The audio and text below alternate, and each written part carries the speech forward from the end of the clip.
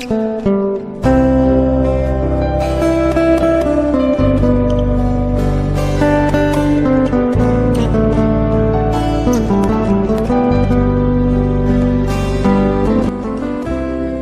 jalan tol Trans Sumatera JTTS ruas Pekanbaru Padang terus digesa. Setelah seksi Pekanbaru Bangkinang hampir selesai, saat ini pengerjaan terus dilanjutkan untuk seksi Bangkinang Pangkalan.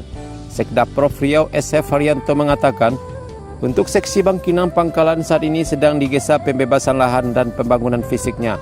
Informasi terakhir yang saya dapat, lahan yang dibebaskan sudah mencapai 65% dan pengerjaan fisiknya sudah 55%.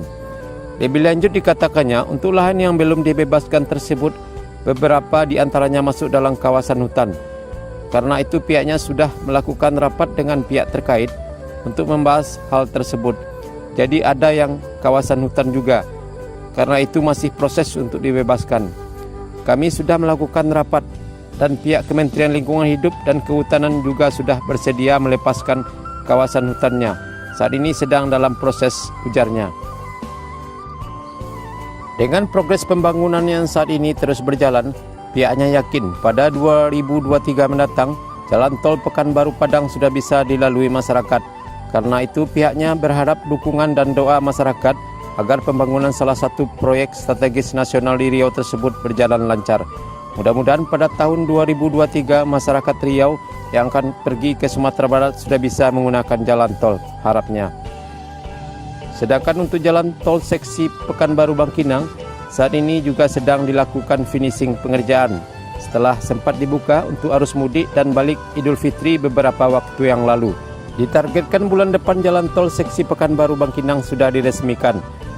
Untuk jalan tol seksi Pekanbaru Bangkinang ditargetkan Juli sudah diresmikan dan bisa dilalui masyarakat.